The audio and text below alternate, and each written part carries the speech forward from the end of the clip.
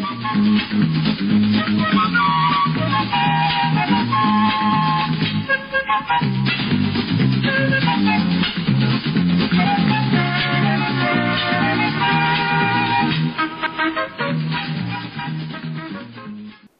everybody. It's The Lounge. I'm Bob Garfield. This is the place where digital leaders get to talk. I get to talk back. Today's guest is Kate Thorp. She is the non-executive chairman of LBI, the vast, sprawling international advertising agency, fully independent. Kate, welcome to The Lounge. Thanks for having me, Bob. So far, your answers have been fantastic. Excellent. You just got finished selling a rather substantial publishing business to Meredith. Well done. Thank you. Because Kate's done something you'll probably never do. She has monetized in the digital space. Yeah, so nice. Tell me about the business and... Well, I started Real Girls Media in 2006, and not only monetizing editorial online, but we actually, the majority of our content was UGC. So content creation among the masses and allowing them to tell us what they wanted to consume and what they wanted to share, and then the consumer, took back from what they were publishing. Nowadays, content, everyone is talking about content. Often, it seems to me confusing what content really is, what constitutes content. I mean, brands now think of themselves not just as brands, but as media, and every advertising message or every promotion they do, they seem to regard as content. To me, that doesn't make sense, but you disagree. You think it doesn't matter the source, it still counts as content? Well, I think there's a vast amount of content right now. So I think there's a quantity issue, and everything is content technically online. I mean, if you're publishing a post or you're putting a comment or you're liking something and sharing it and you put any voice on it, technically you're creating content. Someone is consuming it. Brands creating content, I mean, I think that brands do have a legitimate voice in some content creation, and I think they have been. I mean, advertising's been content for years, and I mean, Hallmark Theater isn't the best example because they actually weren't out shooting the movie, but they were bringing you content. And I think a lot of the examples are somewhat that way online. I think when they become content creators, which I think is some of the topic that's been discussed, is that they often create content where there is no content that they would like to be associated with. Okay, so weirdly in the old days when, I don't know, someone was doing sponsoring a show on CBS, and the sponsor was reading the scripts in advance and being really heavy-handed about it and saying, not on the show I'm sponsoring, and actually affecting the content. As a member of the audience, that's all out of my view. I don't know what's happening. I'm satisfied with my relationship between the content, and I understand that some sponsor has an interest in it and is also affecting it, but I'm cool with that. But when the same sponsor tries to create something that is nominally supposed to entertain me or inform me, educate me, I am super suspicious about their motives. It's like they don't have the standing to entertain me because I don't trust them not to be trying to strong-arm me into being a customer. Is that an issue? I don't think it is in the way that you've just described, because I would assume that the consumer always knows that they have a motivation. I think that especially online, we mark everything sponsored, and they completely surround these atmospheres with their brand. So I think that it's pretty upfront that their motivation is to share their product and say that their product is the best in that atmosphere.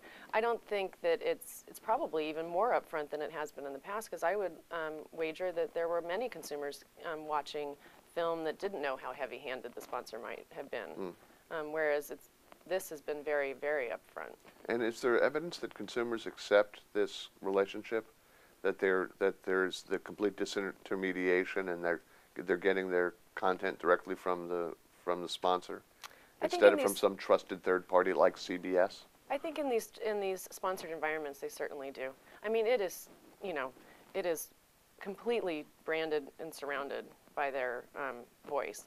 I do think, though, that sometimes they're the most legitimate voice to bring you information, especially in the health fields. I would assume that if they're creating these products that they know more about that topic than maybe CBS or the health editor who is getting that information from maybe even their doctors who created, the product. So I would rather know who it's coming from either way than have it be the middle ground. I think the middle ground is the dangerous area where you don't know where that content was created. Okay, I'm going to kick you out of the lounge because I don't want to talk to you anymore. But before I do, you have been in the agency business in very big ways. You have been a publisher. You're back in the agency world. Is it all also coming together and converging in the way that advertisers and content are? Are we soon not going to be able to tell the difference between publishers and agencies? No, I think that there's still very defined roles that each party is playing, and I think that they're necessary. I mean, I think that clients need the work of an agency and what they do while the client does the work that they need to do within product and communication and their own brand, and they need the services of the agency. The publishers, on the other hand, have always had to resource both agencies and clients with content and other services, but they've always had to stop, where they haven't completely absorbed becoming an agency and respected the services lines. Because there are things that agencies do that publishers are not core to their business. And even when they do dabble, and I've been on run both companies, as they merge those lines, realize it's not their core business, and it becomes painful, and they back off.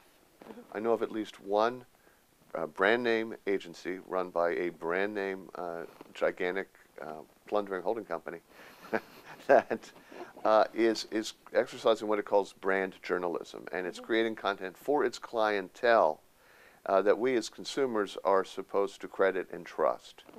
And there's this kind of a cognitive dissonance there for me. Do you think agencies can play even that much in the publishing game, in that arena? Again, it's what are we defining as content? I mean, are they assuming that they're health editors or professionals in a certain area of content? And are they hiring those people? Or is it content creation for the sake of creating a center of excellence or a destination where they want to put a brand in? So do I need to create a website that's discussing cooking so that I can put a brand that has the necessary or has the product that should be in that environment? I think that's legitimate. That's fine. I think saying that they want to replace venues that are already there is probably useless, considering the content is already in play, and content's expensive. And as you know, as a journalist, you're not going to go just duplicate content all over the world.